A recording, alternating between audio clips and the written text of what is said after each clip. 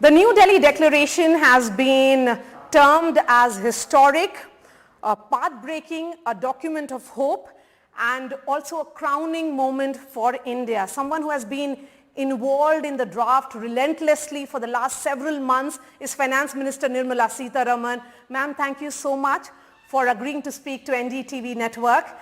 This is for the first time you're trying to decode the New Delhi Declaration. Are you satisfied with the outcomes, ma'am? Yes, very much satisfied, because this time India managed to have consensus on all issues. Now, as you know, in the G20, the finance track has substantial contribution to make. And India's presidency, in a very well thought out fashion, guided by the Prime Minister that the global multilateral institution, inclusive of the development banks, will have to undergo reforms. They are 20th century institutions not ready to face the challenges of the 21st century. So he's been consistent in calling for reform of all the Bretton Woods institution, and if Bretton Woods institutions will have to be going through the process of reform, G20, which is essentially a financial forum, economic forum, will have to take a call on it, is the thought that we had, and we went in with an agenda which included primarily those where most countries will have to work together. So MDB reforms is one such, crypto is another, because it's no good because it's so technology driven. It's no good if countries do any isolatory attempt at either regulating or staying out of it by banning and so on. So both those agendas clearly were for collective action, and to have a collective action agreed upon, you needed pithy discussion, substantive things on the agenda to talk about, and when you put on agenda you just can't leave it there, you need to suffuse it with a lot of content. And that's exactly what we did. So whether it is MDB's reform or crypto assets, or looking at how global debt distress is being addressed, because very many LDCs were suffering for not timely intervention by global institutions to redress their debt grievances. With COVID and with also the war, you have middle income countries also suffering with debt. So it couldn't be that we have an institution like IMF or we have the World Bank, but countries are not getting timely redressal. So that is something which we wanted to take up, all the more because Honorable Prime Minister had picked up on being the voice for the global South. So these countries needed to be heard and also a solution be given.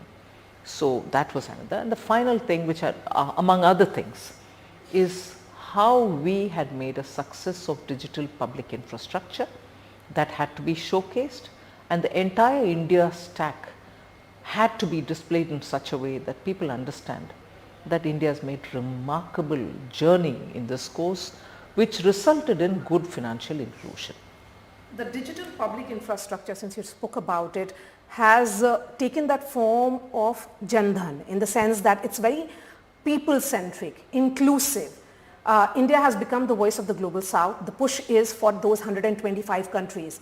And during G20, you played the role in having African Union becoming part of it. Now it is G21. Financial inclusion and that isolation which was there of these countries. Where is India placed, and are you looking at more universalization now?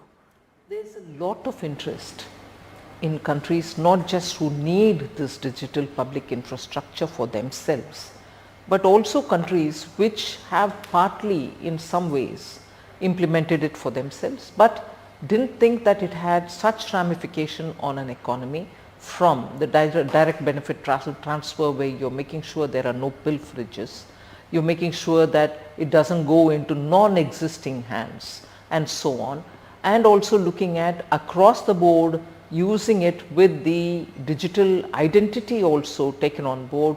So the versatile way in which India has used its digital framework or the infrastructure laid in the ground with government spending on it. Some countries they've also got digital infrastructure, but that is privately owned. So in India, having taken the position that it will be public infrastructure, meaning government will spend to create that infrastructure, and private entities which want to use it, as much as the beneficiaries who will have their accounts digitally encoded can also use it, and that is why you find in the payments terrain a lot of private players are also using the public infrastructure that we've created digitally.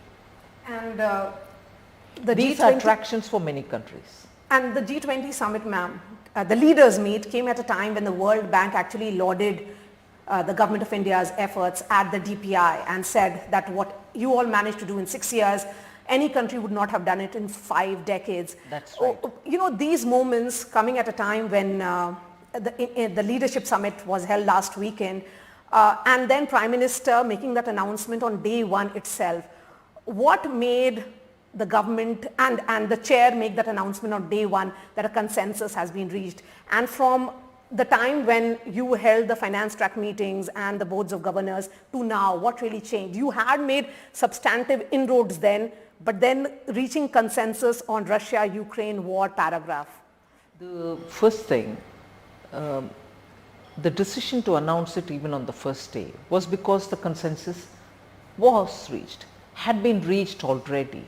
So why should it wait for the second day? One.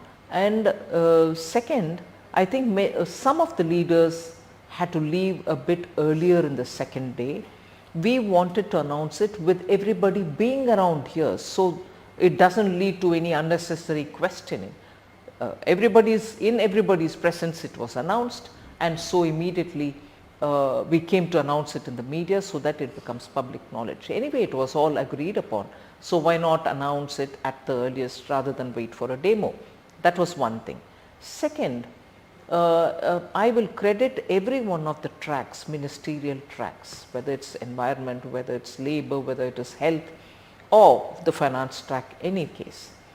All of us had agreed and made sure the agenda that we had laid on the table had all been exhaustively discussed and agreed upon.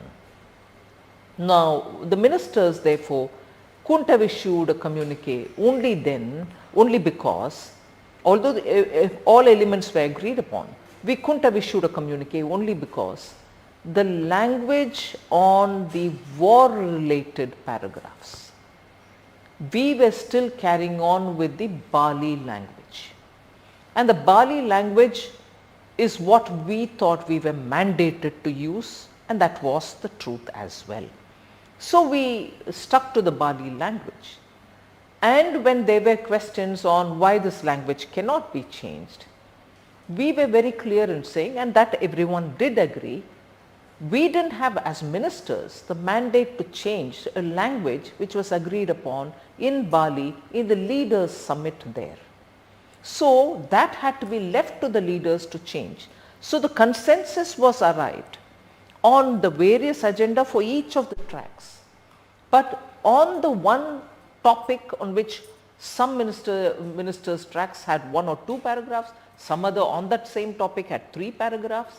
So it was one issue on which we didn't have as ministers the mandate to change that language, and that was therefore left to the leaders, and the leaders also thrashed it out and arrived at a consensus, and which is why the communique comes as a declaration in the Delhi Declaration, and our tracks of the ministers had to stop short of it. It is rather interesting that just about every country seemed to see this document as their own success. UK is of the same view, so is United States, even the Russians. They are saying that this is a piece of document which is historic. What makes it so, is it craftsmanship at work here? Yes, craftsmanship, and also the maturity with which Indian negotiating teams handled it at every stage, whether it was the finance track or the other ministerial track.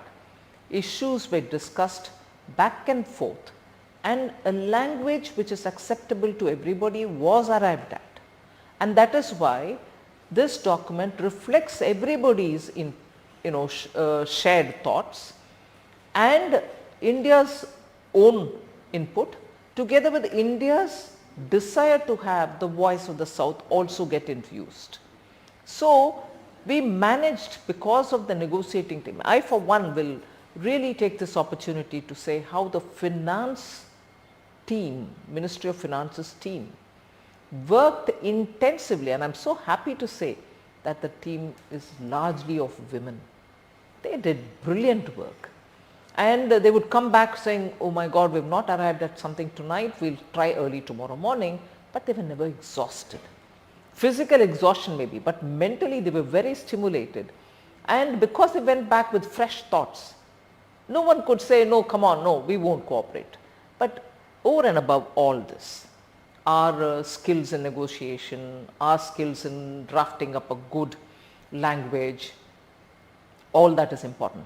But I will definitely say that there was a kind of a spirit of cooperation where countries thought this is the time when an institution like G20 should spread hope, and it cannot be as if there's something which is holding back somebody and the whole thing collapses. So that spirit of wanting to come up with something was so apparently felt by all. And I'm glad that that is the spirit with which we worked and resulted in a declaration giving hope that multilateralism can deliver. And this is also about unlocking potential at multiple levels. That's right. You spoke about your team. That's also unlocking of the potential of women who felt perhaps being guided by you that they can deliver. This is also unlocking of potential of trade, yes, and supporting the MSMEs. You have often spoken about it. The government is on that track. Is there some kind of special push that you're looking at, particularly leading to using aggregators, account aggregators in particular? Yes, of course. The digital technology has come as a very big tool to facilitate and enable MSMEs. Now, you took the name of account aggregators who are now enabling the process between the banks and the beneficiaries, who are the MSMEs, to be able to share data with explicit permission given. Nobody is going to usurp anybody's data. With sharing of data, decisions which are being taken by banks are expedited. So they don't have to run from pillar to post. They can be the customer of one bank, but yet when they see credit is available in some other bank in favorable terms, they can obviously through the account aggregator deal with that bank as well, a different bank from their regular bank in which they have their account, and so on. Now, again, I will go back to referring to the digital public infrastructure in having created something like ONDC, Open Network for Digital Commerce. It is something which is unique that we have created, and that is going to help even the smallest of small craftsmen, let's say, sitting in Aligarh or Moradabad or somewhere in Tumkur or somewhere else, creating their own generations learned and acquired skills. They can now get onto ONDC and get the entire world market to see what products they have. That is not possible for a small handicrafts person or a merchant or a trader to access the global market without having to go through, let's say, a private player, which is what is the feature elsewhere, whereas India has given that access. So when you talk about trade or MSME, these are institutions which are going to benefit immensely because of the digitization, formalization of Indian economy. And ma'am, multilateral development bank जिसकी चर्चा आपने अभी की, उस पर emphasis इसलिए भी है क्योंकि African Union अब part हो गया है. Financial inclusion, Prime Minister Modi has emphasized saying that future cannot be about GDPs but human development. That is the new index forward. Absolutely. And I think it's because of that many countries, when they saw the scaled up achievement of India, having to cover its entire population with a bank account, having to make sure that DBT is possible for them, which came off handy during the lockdown, during which time many developed countries were still writing out checks and posting it through regular mails, whereas India with a click of the button could deliver. So, deliver into the accounts of each and every individual who needed that help. Now, the India stack therefore is being looked at with great interest even by countries from say African Union. So, we actually Prime Minister made it very clear that we are open to people who want us to help them in setting up these digital networks, because it's going to help in bringing financial inclusion and spreading the benefits of economic development to common people. Is there a possibility of a uniform policy for digital access and currency post G20 and the agreements that you have reached? The agreements that we've reached are for sharing information on how to spread digital assets that we have, so that in case countries want them, they can use it, and also to make sure that countries understand the rules and regulations with which we have done it through the public fora. So, these are things which countries will have to understand, and they have taken initial interest. They have also expressed a keenness to know more. They have seen as a pilot some states where the implementation has happened. So, there is immense scope for India to expand on this. Internationalisation of dollar की चर्चा हो रही है, किन देशों ने interest दिखाया है भारत के रुपया में?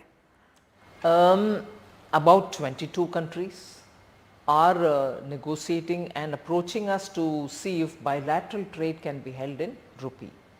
Also because many of those countries are running short of dollar reserves, but yet their basic trade cannot be stopped. So, they see Indian rupee as a stable currency, India as a country which understands development needs, and also because Prime Minister has been in touch with all these leadership for bringing them on board for development goals, for achieving their development goals. So, they find it easy to talk to us about having rupee trade. And ma'am, you know, G20 got praise from unexpected quarters. Is there somewhere that you realize that has things changed so drastically? Some compliment that G20 got, which made you think that this was not possible till the time you actually achieved it? We've been hearing, at least from my counterparts, I've been hearing word of appreciation for two things, which actually reflect on everything that we've done till now. For the content of the meeting. Every meeting had rich content, not just because we brought in contemporary issues and critical issues on the list of agenda, but also brought in rich working papers to go along with it, and therefore people thought, yes, it's not just there in the list, they are providing us with a lot more researched papers with which we can discuss. So, content was appreciated. The process was appreciated as well. And what do they mean by process? That it was spread across India. Every state had a role to play. India took this as an opportunity to display the cultural and also the economic wealth, in the sense of small craftsmen. The soft power of India was displayed and shared with all the guests who came. The warm hospitality that we had extended. In fact, one of the ministers told me that in his team, there are people who have, at least in this G20 India presidency, seen 10 destinations in India. So, that is an opportunity we used to showcase India as a destination to be seen, to bring our craftsmen on board to show that they know they can showcase their crafts. We extended our hospitality, the cuisine. People were really fascinated about the variety in food. So, this is one opportunity. I think Prime Minister was clear from the beginning that he needs Indian people to participate in this. So, unless it is held in all states, that effect will not be achieved. So, that's what we... So, New Delhi centric diplomacy is no longer there. It is beyond that. Will we be seeing more infrastructure push post G20? Infrastructure has always been the top key instrument through which we want economic development to be achieved, because the benefits are immediate as well as long term. It pays to create assets for the country. And after all, if I say this, I am sure the opposition will get very agitated, but you recognized that the World Bank's report itself said it. The push with which Prime Minister Modi ensured that infrastructure projects are not just laid foundation for, but within his term, we are also inaugurating them, meaning we are planning for something, we are bringing it to the ground, executing it, and making sure it is available for common people. So what couldn't be achieved? They all may have attempted to bring some more, assets for India, public assets for India. But the speed with which we have executed it has made a very big transformational change for India. Now, every delegate commented on what we saw a few years ago is not what India is today. It is so changed, and the amazing infrastructure is visible for everybody, and they're using it as well. Since you spoke about your political opponents, they are talking about inflation, unemployment, and also one figure which is of concern of decrease in overall female participation in labor force. I'm glad that they want to talk about all this, and if they do talk, I'm fully willing to engage with them, and I'm sure everybody in this ministry, in the government, will answer them squarely with facts in our hands. Female labor participation is not just a problem for India. We need to have more and more women coming. That is why when you saw Chandrayaan and the team which is guiding Chandrayaan being fully of women is an inspiration for very many Indian women who think that now they can reach the higher levels of responsibilities within the organization in which they would want to work. That is becoming a force of change. We are also helping people to get skilled. So with data, I can certainly answer the opposition about how inflation is being controlled, how labor participation is being ensured, particularly of women, and the announcement of the government, which every month we are going about filling positions in the government, the central government. 10 lakh jobs have been announced, and about 3/4 of it, more than 3/4 of it is already letters of job have been given to people.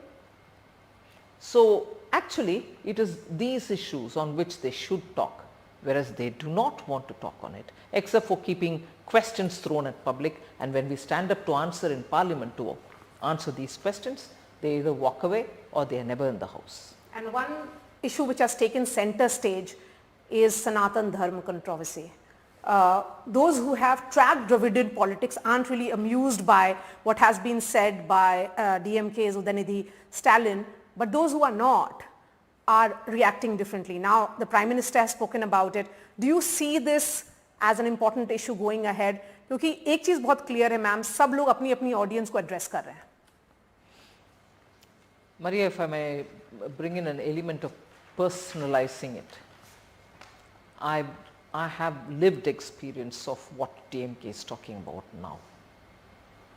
The anti-Hindu, anti-Sanatan, anti-caste, particular caste, is a pronounced policy of the DMK, and they execute it without fail, relentlessly. I have lived experience, and therefore I speak with confidence. Today what the minister who has sworn by the constitution has spoken is a complete non-compliance. He has deliberately, if I may use that word, cared nothing for the constitution on which he has taken an oath. He has very clearly spoken knowing that he is violating the oath that he has taken.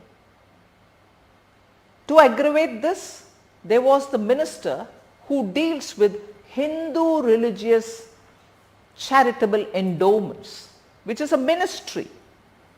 The minister who heads that was seated on the dais even as this minister violates the constitution and speaks against, provocatively, to eradicate, to remove to destroy one faith. This time it is Sanatana Dharma, which he openly speaks.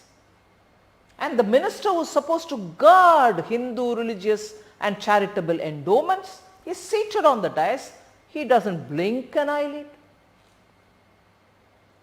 So tells you that DMK, which has been practicing this for almost 70 years now, coming out of that Justice Party, coming out of Dravida Kazhagam, their ideologues, they have been practicing all this all the while, and now a minister who is sworn by the constitution has openly said, I am here. And in fact, he went to the extent of saying, it's not a meeting for protesting against. I am glad it is not a meeting for protesting against Sanatana Dharma, but it is a meeting for eradicating. He says that on the dais. It was a sweeping statement. What is sweeping about it? He pronounces it. And that minister who is supposed to be the minister to take care of Hindu religious and charitable endowments is seated on the dais. Can there be a greater insult and a greater mockery than this? And there's not one voice from anybody condemning it, who are all part of this I.N.D.I.A alliance. On the contrary, you have Congress minister, Congress party president, you have other members of the I.N.D.I.A alliance also saying this in very many different words. So, no one will be wrong to infer and to conclude that this I.N.D.I.A alliance is against Sanatana Dharma, I.N.D.I.A alliance is against Hindus, and their stated goal is to work against the Hindus. And this is that I.N.D.I.A alliance which a minister in Tamil Nadu has openly spoken and later to be endorsed in different words by members of that alliance. But ma'am, do you see this as dominating political discourse going up to should, 2020? I would think. I would think it should. Maria, but let me ask you this. In this country, where people shed crocodile tears, talking about secularism, and when BJP speaks about that appeasement policy in the name of secularism, it used to be to please one religion and not care about the other. Now, continuing with that appeasement, it's also to make sure the other one is eradicated. Do you think this is secularism that they want? Appeasement itself is wrong. That is why you find Prime Minister Modi's policies saying everybody who should get it, whether it is Ujjwala, whether it is PM Awas Yojana, whether it is electricity or Nal Se Jal, we don't discriminate. Whereas you see that even in Karnataka, even today, it is appeasement which is dominating. So, what is the definition of secularism? You want all of us to prosper, get whoever deserves, whoever is in that category to get some benefit to get, or is this secularism? And their mind, secularism is this. But ma'am, DMK has always spoken about it in that way. My question is, do you think they are facing the heat only because they are now part of the I.N.D.I.A alliance or India? They are now facing it because earlier they used to do it sleazily, slimily. The people in Tamil Nadu would suffer, but the rest of the country wouldn't, because of the language problem. The rest of the country didn't see what was happening in Tamil Nadu. If in J&K in the 90s you had the Kashmiri Pandits thrown out of the state, and that is not for the first time, it had happened generations before and so on. In Tamil Nadu, this is happening over the decades. Since the British time, when the classification of castes were made rigid. The rest of the country didn't understand what was going on there because it was largely in Tamil, and that too, I'm sorry to say this, in foul, obscene language. It had always been that. But now when the minister has spoken, and today is the era of social media. It gets quickly Google translated. You don't even need to wait for a translator to tell you what he spoke. People are realizing, oh, what's going on? But that's been going on for 70 years. So, I'm sorry, it's not because DMK is part of the I.N.D.I.A alliance that it's come out. It's because social media has picked it up and put it out. And I'm not naming the minister. These are people who are talking about samatvam, in the sense equal, social equality for everybody. One of the ministers himself thrashed his daughter, and in the social media you will see her crying only because she married intercaste. So the hypocrisy of the DMK politics, which the Congress, because it's nowhere in Tamil Nadu, supports blindly and mouths many of the ideologically driven language of DMK, which may not be consistent with the Congress's stated ideology. But the one worrying factor is they are all part of Break India group. Separatist language there, separatist ideology there. Congress today stands with all the fringe groups which want to break India. There is a link. Let's not miss on that. I have two more political questions for you. First, about Karnataka freebie, which is seen as one of the reasons why you did not win the elections recently, and it's some model that you would want to repeat in the upcoming assembly elections. Is that a matter of concern? Second, the caste census. It's almost being seen as Mandal 2.0.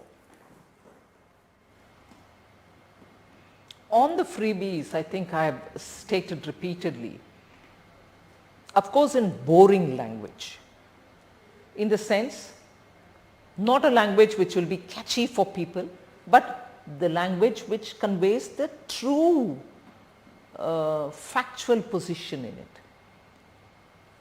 If your state's budget and finances are such that you would want to give something for a section and you will be able to financially support it through your budget, a budget which gets passed in the assembly, a budget whose expenditure statements are clear and outcomes are clear and gets approved in the house, give it.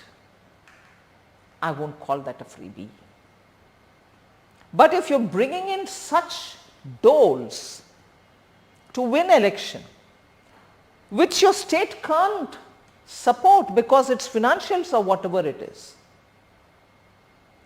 that is being, if I may use the word, irresponsible, burdening the next several generations and leading the state to be in such a dire strait. That's not justified. What the opposition says is that you believe in welfareism and you use the same thing and you call that as freebie for opposition. आपके लिए वो welfareism है, उनके लिए वो freebie हो जाता है. Well, they can always twist and turn anything. Now, having given the promise for a freebie and having seen what actually it is going to mean once you've taken the oath and come into office, then to say, I don't have enough money, I want the government of India to give me money. Where was this thought then when you were giving the promise? Doesn't that add up to what I'm telling? If your state's financial situation is comfortable, go giving it. But you give it, win the election, and then on coming, you say, oh Modi, please give me that money. I have to fulfill my guarantees. What a blatant abuse of the promises that you give. Misleading the public. Caste census? Well, that is being discussed. At Is least the one. BJP worried? Well, caste census, I am not going to comment, only because different states are projecting it differently. Let's see how it goes. Last question, and I'm going to go back to G20. As someone who was involved in negotiations, 1 week after the fine print, what are your thoughts?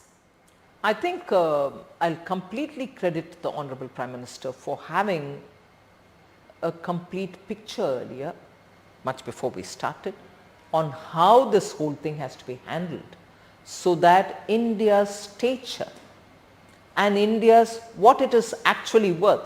India's image is perceived by everybody, and more importantly, Indian people should feel that there's something happening for this country, we are all participant in it, rather than keep it a Delhi-centric exercise where only a few ministers are involved and the common people don't even know how this is going to benefit them.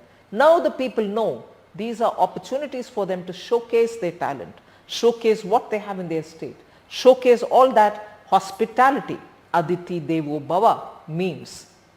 And that thought, that vision of the Prime Minister has actually played out, benefiting all of us.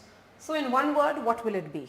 According to you, the New Delhi Declaration, the final outcome. The New Delhi Declaration actually sets India in a different platform altogether, that we've proven that we can be a force of bringing people together, even on very divisive issues, be able to have them come on the same page, and above all, be a document of hope. This world at this stage requires that. Thank you so much for speaking to NDTV. Nirmala Sitharaman, always a pleasure to speak to you, ma'am. Thank you, Maria. Thank you very much. That's all from me. Thank you so much for watching.